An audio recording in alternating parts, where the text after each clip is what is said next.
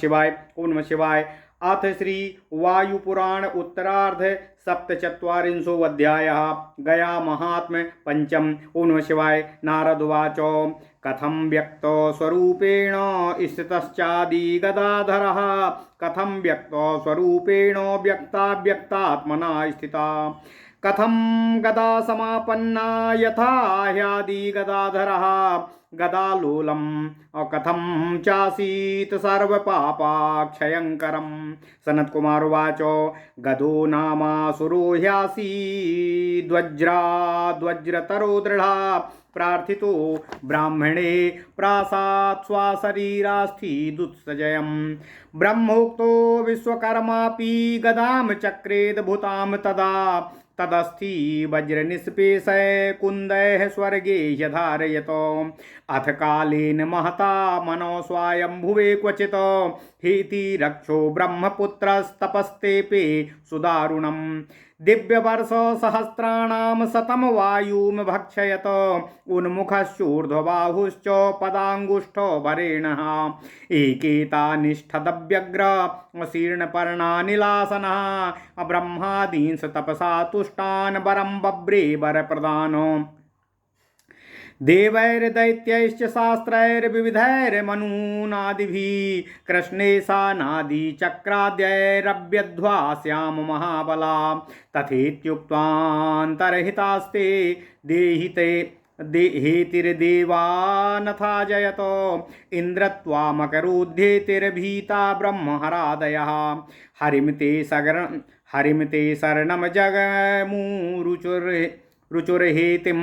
जहीति तान् ऊचे हरिरवध्वोऽहं हेतिर्देवासुरैसुरा महास्त्रं मे प्रयच्छध्वं हेतिं हन्मि ये हीयेन तम् इत्युक्तास्ते ततो देवा गदां तां हरये ददुः दधारो तां गदामादौ देवैरुक्तो गदाधरः गदग्राहेति माहत्य देवैसा त्रिविधं ययो गदामादावष्टभ्या गयासुरशिरः शिलां निश्चलार्थं स्थितो यस्मात् तस्मादादि गदाधरः शिलापर्वतरूपेण व्यक्त आदि गदाधरः शिलासो मुण्डपृष्ठाद्रिप्रभासो नाम पर्वतः उद्यन्तो गीतनादश्च भस्मकूटो गिरिर्महान् गृध्रकूटा प्रेतकूटाश्चादिपालोरविन्दकः पञ्चलोका सप्तलोको वैकुण्ठो लोहदण्डकः क्रौञ्चपादोक्षयवटः फाल्गुतीर्थो मधुस्रवः दधिकुल्या मधुकुल्या देविका च महानदी वैतरण्ड्यादिरूपेण व्यक्त आदि गदाधरः विष्णुः पदं रुद्रपदं ब्रह्मणः पदमुत्तमं कश्यपस्य पदं दिव्यं द्वौहस्तो यत्र निर्गतो पञ्चाग्नीनां ददान्यत्र गत्स्यापदे परे रवेश्च कार्तिकेयश्च क्रौञ्चमातङ्गयोरपि मुख्यलिङ्गानि सर्वाणि व्यक्तात्मना स्थिता आद्यो गदाधरश्चैव व्यक्त्या श्रीमान् गदाधरः गायत्री चैव सावित्री संध्या चैव सरस्वती गयादित्याश्चोत्तरार्को दक्षिणार्कोऽपि नैमिषः श्वेतार्को गणनाथश्च वसवोष्टौ मुनीश्वरा रुद्राश्चैकादशैवाथो तथा सप्तर्षयो परे सोमनाथश्च सिद्धेशः कपर्दीशो विनायका नारायणो महालक्ष्मीर्ब्रह्मा श्रीपुरुषोत्तमः मार्कण्डेये सह कोटिशो ह्याङ्गिरेशा पितामहा जनार्दनो मङ्गला च पुण्डरीकाक्ष उत्तमः इत्यादि व्यक्तरूपेण स्थितश्चादि गदाधरा होतिर्यो राक्षसस्तस्मिन् महतो विष्णुपुरं तगतः ब्रह्मणा सह रुद्राद्यै कारिते निश्चले सुरे तुष्टावाद्या गदापाणि वेदा हर्षेण निर्वृतः ब्रह्मोवाच गदाधरम् व्यपगत कालकल्मषं गयागतं विदितगुणं गुणातिगं गुहागतं गिरिवरगौरगेहगं गणार्चितं वरदमहं नमामि आश्रियं त्रिदशगुणादिषु श्रियम्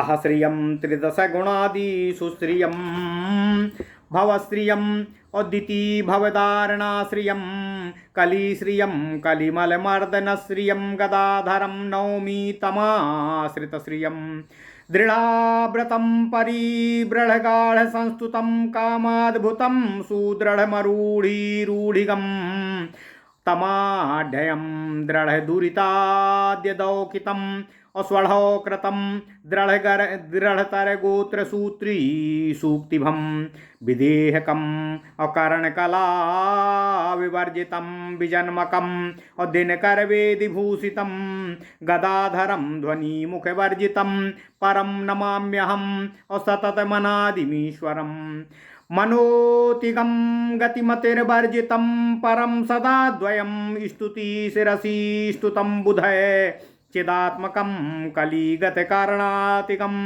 गदाधरं हृदयगतं नमामि तं। सनत्कुमारुवाच देवैः सार्धं ब्रह्मणैवं स्तुतश्चादि गदाधरः ऊचे वरं वृणीष्वत्वं वरं ब्रह्मा तां ब्रवीतो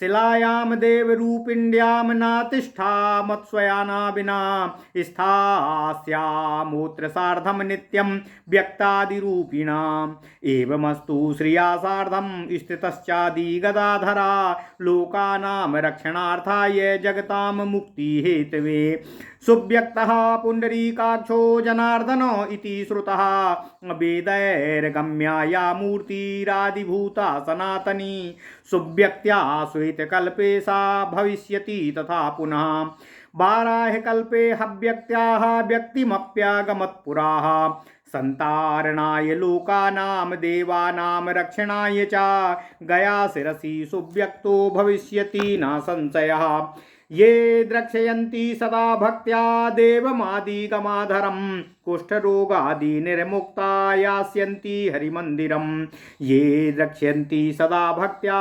देवमादिगदाधरं ते प्राप्स्यन्ति धनं धान्यमायुरारोग्यमेव च कलत्र पुत्रपौत्रादि गुणकीर्ति सुखानि च श्रद्धया ये नमस्यन्ति राज्यं ब्रह्मपुरं तथा भुक्त्वा व्रजेयुः सततं पुण्यपुञ्जफलं नराः गन्धदानेन गन्धाढ्या सौभाग्यं पुष्पदानतः धूपदानेन राज्याप्तिर्दीपाप्तिर्दीप्त भविष्यति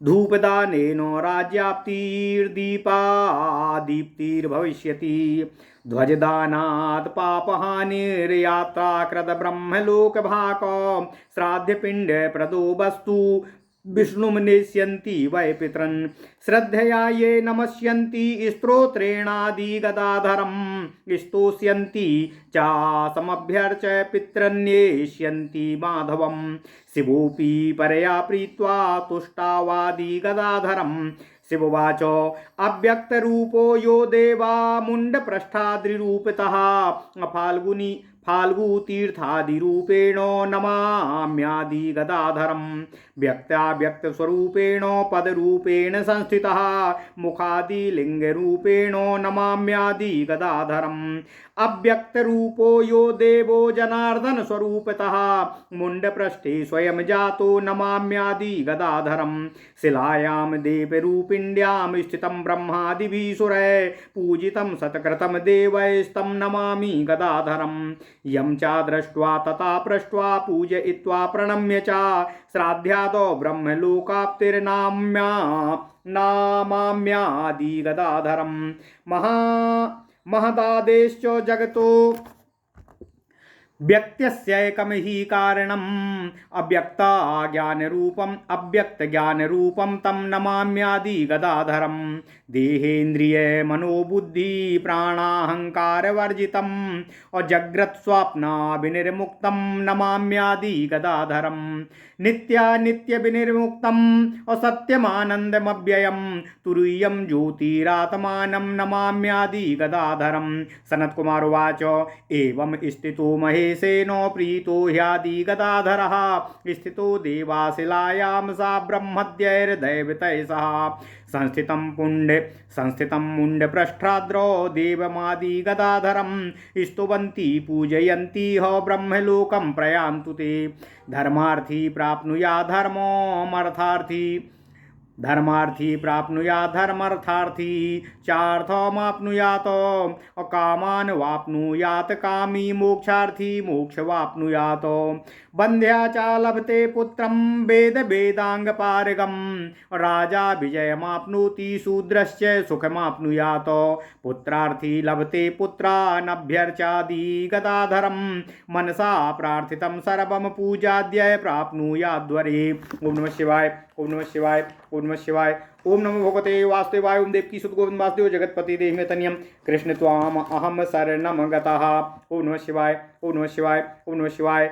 अथ श्री वायुपुराण उत्तरार्ध सप्तचत्वारिंशो अध्याय 47वां अध्याय गया महात्म्य पंचम। ओम नमः शिवाय, ओम नमः शिवाय। नारद जी ने कहा, हे सनत कुमार जी, भगवान आदि गदाधर वहाँ कैसे व्यक्त रूप में विराजमान हैं? व्यक्ता व्यक्त स्वरूप वाले वे किस प्रकार व्यक्त स्वरूप में वहाँ पर स्थित हैं? किस प्रकार वह गदा उत्पन्न हुई जिसके लिए उन्हें आदि गदाधर कहा गया है?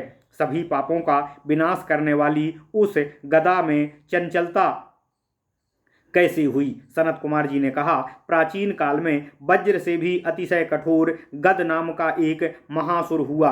ब्रह्मा जी की प्रार्थना पर उसने अपने शरीर की अत्याज्य अस्थियां उन्हें प्रदान की। ब्रह्मा जी के निर्देश पर विश्वकर्मा ने उन अस्थियों से एक अद्भुत गदा का निर्माण किया। वज्र का भेदन करने वाले यंत्रों द्वारा उन अस्थियों से एक गदा बनाकर विश्वकर्मा ने उसे स्वर्गलोक में स्थापित किया। बहुत काल के व्यतीत हो जाने पर स्वयंभू मनवंतर में ब्रह्मा के पुत्र हेति नाम के राक्षस ने अति भीषण तपस्या की। 100 सहस्त्र दिव्य वर्षों तक उसने केवल आयु का आहार किया। एक पैर के एक अंगूठे पर स्थित रहकर ऊपर की ओर भुजाओं तथा मुख को किए हुए एकाग्रचित्त से वह तपस्या करता था। उस समय वह पुराने गिरे हुए सूखे पत्तों तथा वायु का आहार करता था।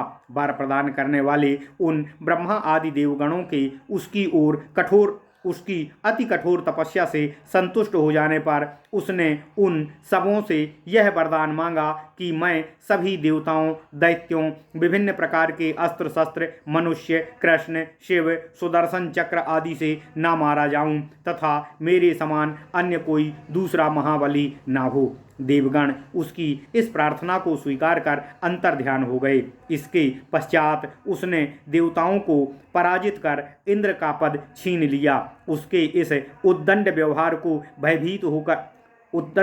से भयभीत होकर ब्रह्मा तथा भगवान श्रीहरि विष्णु की शरण में गए और बोले, हे भगवान, आप हेति का वध कीजिए। तब भगवान श्रीहरि विष्णु जी ने कहा, हे देवगण, हेति सभी देवताओं तथा असुरों से अवध्य है। आप मुझे कोई महाअस्त्र प्रदान कीजिए जिससे मैं हेति का वध कर सकूं। भगवान विष्णु के ऐसा कहने पर देवताओं ने उन्हें वही गदा प्रदान की। देवताओं की प्रार्थना पर भगवान श्रीहरि ने ही सर्वप्रथम उस गदा को धारण किया और उसी से हेति का संहार कर देवताओं सहित स्वर्गलोक को प्रस्थान कर गए। गयासुर को स्थिर रखने के लिए भगवान श्रीहरि विष्णु जी ने उस गदा को गयासुर के मस्तक पर रखी हुई उस शिला पर स्थापित किया था। इसी कारण उसका नाम आदि गदाधर पड़ा। भगवान आदि गदाधर उस गया क्षेत्र में शिला पर्वत रूप से व्यक्त हुए।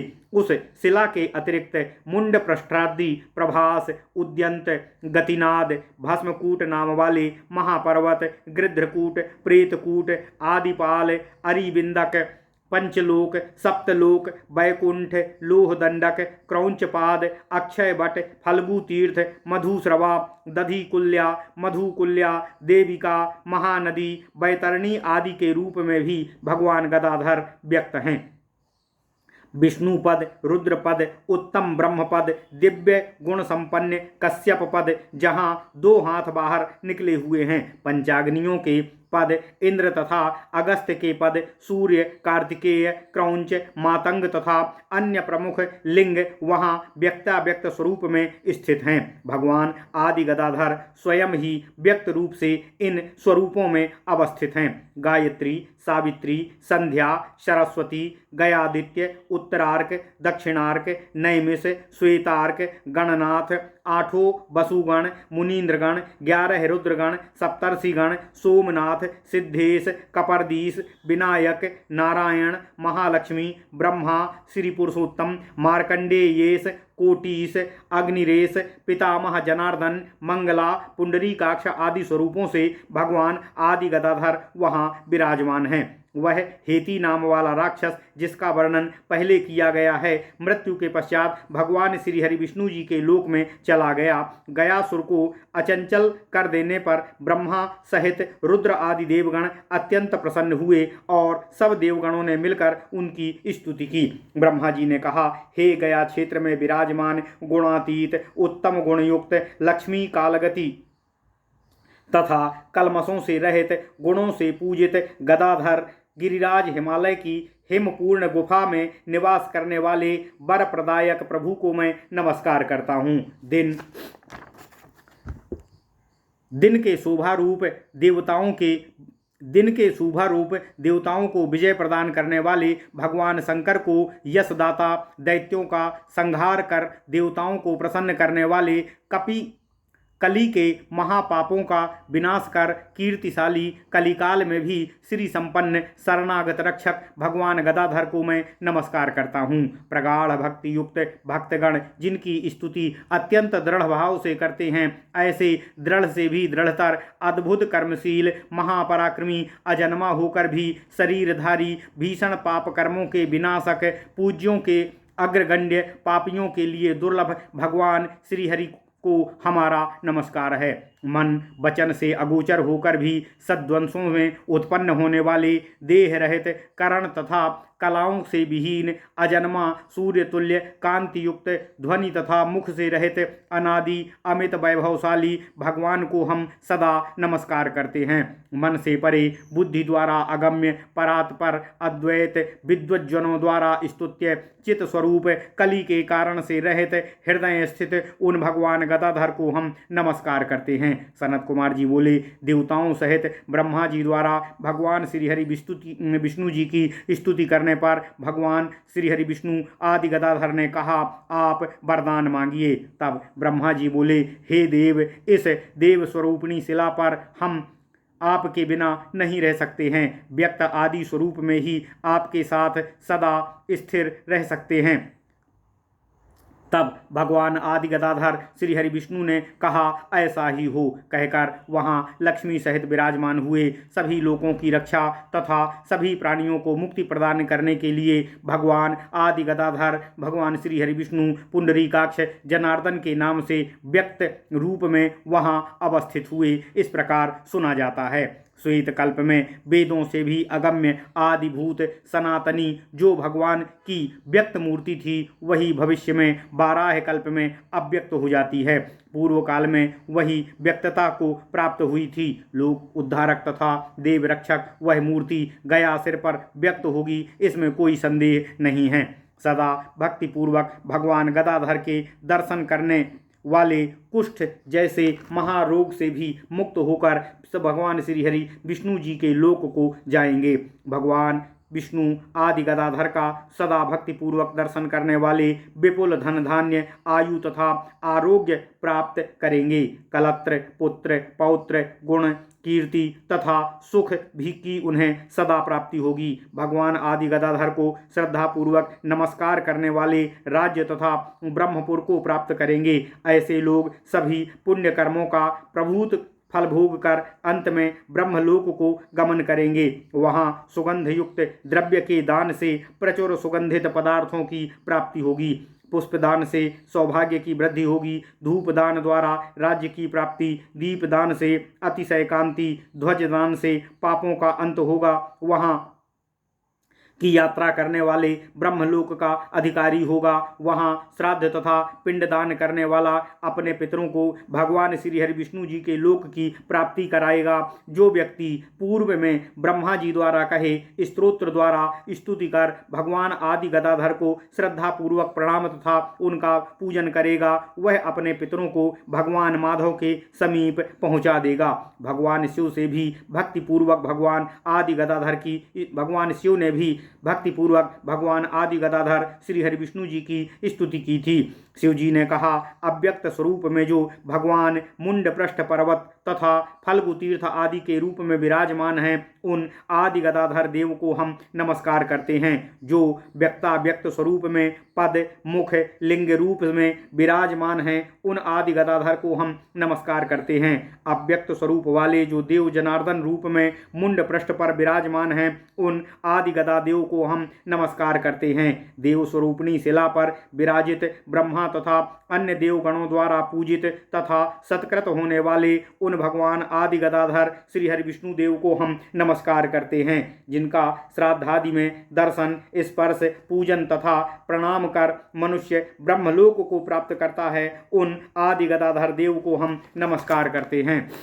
महदादि व्यक्त जगत के एकमात्र कारण स्वरूप अव्यक्त तथा ज्ञान मूर्ति उन आदि गदाधर देव को हम नमस्कार करते हैं। शरीर इंद्रिय मन बुद्धि प्राण तथा अहंकार से रहित जागरण तथा स्वप्नहीन उन आदि गदाधर देव को हम नमस्कार करते हैं। नित्यानित्य से विमुक्त जो सत्य आनंद तथा अव्यय हैं, उन तुल्य आत्मा तथा ज्योति कहे जाने वाले आदि गदाधर देव को हम नमस्कार करते हैं। सनत कुमार जी बोले, हे नारद जी, महेश्वर द्वारा इस प्रकार स्तुति करने के पश्चात भगवान आदि गदाधर ब्रह्मा आदि अन्य देवताओं के साथ उस शिला पर स्थित मुंड पृष्ठ पर्वत पर स्थित हुए। उस मुंड पृष्ठ गिरि पर अवस्थित भगवान आदि गदाधर का जो लोग स्तवन और पूजन करते हैं, वे ब्रह्मलोक को प्राप्त करते हैं। धर्म का अभिलाषी धर्म, अर्थ काम का अभिलाषी अर्थ काम तथा मोक्ष प्राप्ति का इच्छुक मोक्ष प्राप्त करता है। बंध्या को वेद वेदांग ज्ञाता पुत्र की प्राप्ति होती है, राजा को विजय की प्राप्ति होती है तथा शूद्र को समस्त भौतिक सुखों की प्राप्ति होती है।